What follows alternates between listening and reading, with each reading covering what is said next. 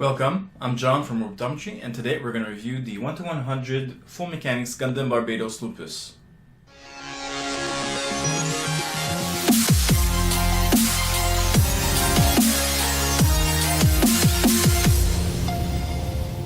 Alright, let's take a look at this model. We're going to start off with an introduction to the origin of the Gundam itself. It is the 1-to-100 full mechanics Gundam Barbatos Lupus from the ongoing Gundam Iron-Blooded Orphans. If you've been keeping up with the current series, you probably already know, but it uses a Hala system that connects the pilot's nervous system directly to the machine's operating controls. Sadly, this tech is mostly used on orphans or slaves for the barbaric procedure required. In a twist of event, the technology also brings a mobile suit pilot to the next level of control.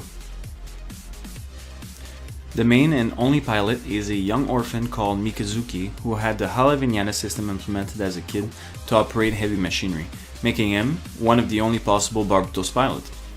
Mika fights alongside his orphan brothers in hope of a better future. Because of battle damages and repairs over the series, Barbatos currently has over 6 different forms, making the Lupus its 7th. Recently, news came out that an additional form is supposed to make its appearance and will be named the Barbatos Lupus Rex, which translates to Barbatos Wolf King. Of course, Bandai's strategy is to shamelessly release as many forms as possible of the same Gundam and cash in on all the model sales. Apparently, otakus are extremely obsessive. Who knew? So first and foremost, I want to say that this Gundam's mechanical designer, Mr. Naohiro Washio, made an incredible job on the look and feel of the Gundam itself.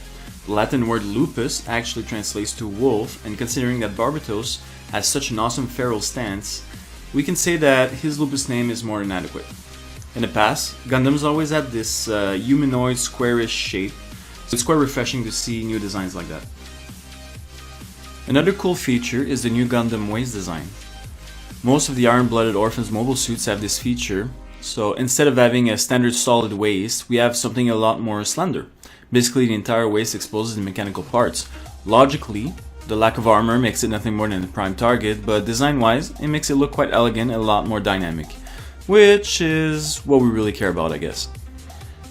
Now let's jump on the pros and cons section of the model. To start with the pros, I'm going to start off by mentioning that this model is actually a no grade, but for reference, let's call it the full mechanics line, and is usually built slightly less detailed than the master grade.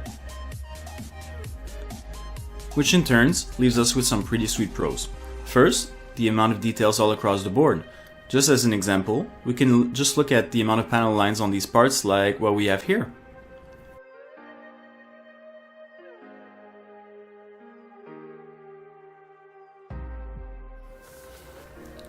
Second, the amount of articulation is pretty good for what is considered a no grade, so posability is somewhat above average. Let's talk about the full mechanics aspect of the model. Not only does it help enormously in the first 2 points in posability and details, but also the spacing throughout the armor exposes very cool stuff like the joint mechanics, the energy tubing, and the articulation pistons. Again, a pretty sweet design. Additionally, this model comes with a nice but still very average set of weapons and accessory. First, we have 2 sets of static hands, one fully open and one for holding weapons, which you can mix and match of course. We also have 2 rotating forearm rifles and a giant sword mace that you can position either in hands or nicely attach it to the backpack. Sadly, I was very excited for the twin maces that actually comes in another version of the same model, but I suspect that the 1-to-100 weapons will have to be purchased separately, just like the 1-to-144 scale models did. Nice gimmick, Bandai. Anyway, let's just hope that the master grade has more options when it comes out. Alright, now in the con section. Even though I mentioned that this model had a lot of details and panel lines, some of them look extremely odd.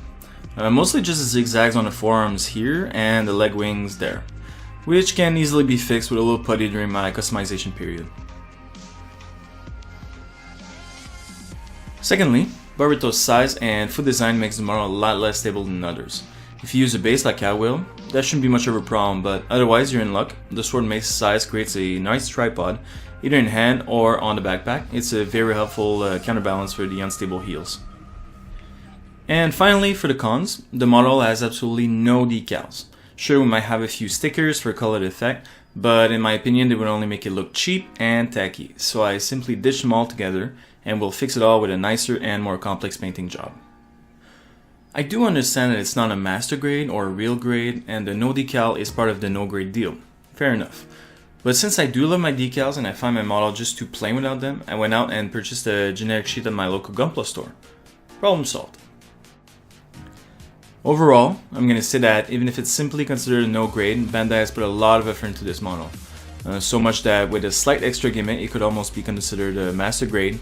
And if you plan on doing a straight build with the Barbatos Lupus, all you really need is an action base and a few extra decals.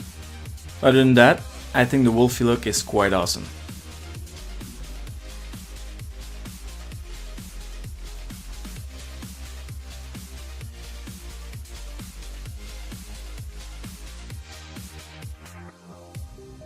Alright, now that the review is done, stay tuned for next video where we'll be customizing our Barbatos Lupus. On that, don't forget to like, share, and subscribe for more awesome videos, and see you guys soon!